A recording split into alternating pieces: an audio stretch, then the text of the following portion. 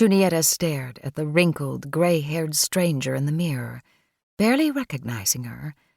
In her mind, she didn't resemble that elderly woman, but was the same woman she'd been at 50, even 40 years old, able to accomplish anything she put her mind to. It was her traitorous body that was the problem. She heard a soft knock on her bedroom door, and one of the servants entered. "Madame Stanhope, your family's lawyers have arrived. They're waiting in Mr. Stanhope's study." "Thank you, Addy, you're a dear." She made her way carefully down the endless marble stairs so she wouldn't arrive out of breath. Her ankles were not too swollen today, and her heart was behaving itself, keeping a slow, rhythmic pace, which was surprising, considering the heartbreaking wound it had suffered. She could hear the somber mumble of men's voices from outside the study and entered to greet the two lawyers. Mr. Wilson, the older one, wore outdated mutton chop whiskers and tiny spectacles. He was seated behind the desk, shuffling through a stack of papers, but he rose and bowed slightly to greet her. "Good afternoon, Madame Stanhope. Please accept my condolences once again on your terrible loss."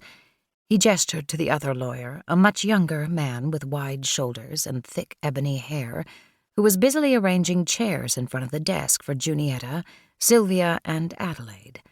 "This is my colleague, Howard Forsyth." Junietta knew precisely who he was, but pretended not to. "How do you do, Mr. Forsyth?"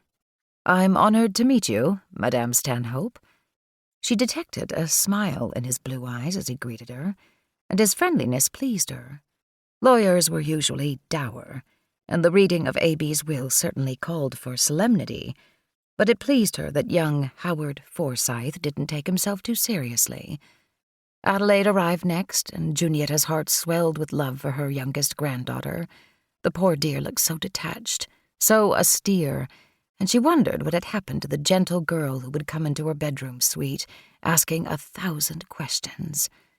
Junietta had neglected her these past few years, becoming so busy with her own work that she'd allowed Adelaide to slip away. Junietta had to remedy that. She wouldn't let her become like all the other Stanhopes. "Put my chair closer to that window," she directed, brandishing her cane. Young Mr. Forsyth hurried to obey. "And kindly open those curtains and raise the sash to let in some air and sunlight. I told my late husband countless times that this room was too dark and gloomy, but he never cared much for my opinion."